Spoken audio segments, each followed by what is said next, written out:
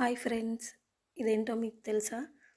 Telangana special సర్వపిండి. నేనైతే 3 cups బియ్యపిండి తీసుకున్నాను. అందులోకి ఆనియన్స్, నువ్వులు, జీలకర్ర, వాము, కొంచెం సాల్ట్, కారం, కరివేపాకు, కొత్తిమీర తీసుకున్నాను.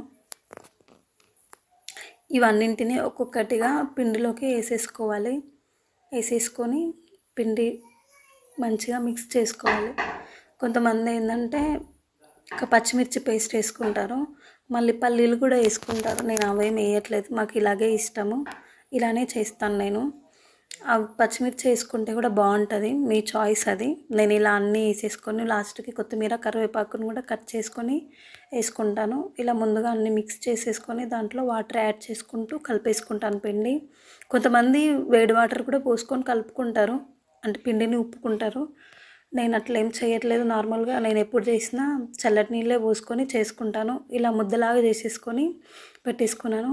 నేనైతే ఈ బౌల్ యూజ్ చేస్తాను సర్వపిండి కోసము. దాంట్లో కొంచెం ఆయిల్ యాడ్ చేసి అట్లా పిండి తీసుకొని చేస్తున్నాను. కొంతమంది ఏంటంటే బౌల్ వేడి చేస్తారు, హీట్ ఎక్కినాక దాంట్లో ఆయిల్ యాడ్ చేసి చేస్తారు. నేను అలా ఏం చేయలేదు, నార్మల్గా చల్లగా ఉన్నప్పుడే నూనె పోసేసుకొని ఇట్లా పెట్టేసుకున్నాను. మంచిగా స్ప్రెడ్ చేసేసుకున్నాను, బౌల్ మొత్తము పిండిని స్ప్రెడ్ చేసేసుకోవాలి.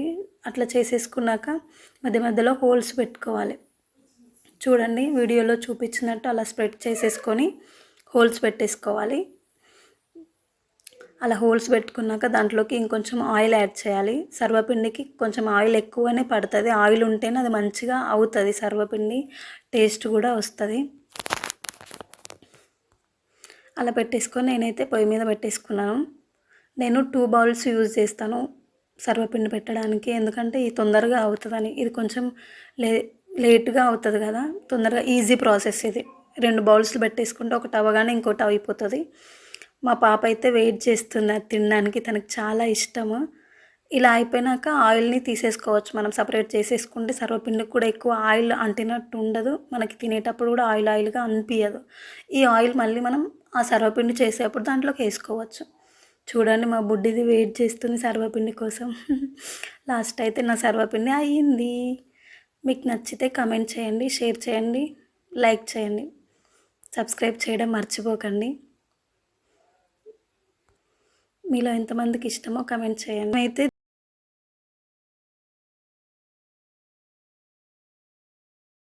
దీనికి కాంబినేషన్గా కర్డ్, ఆవకాయ వేసుకొని తింటాము. మీరేం తింటారో కమెంట్ చేయండి.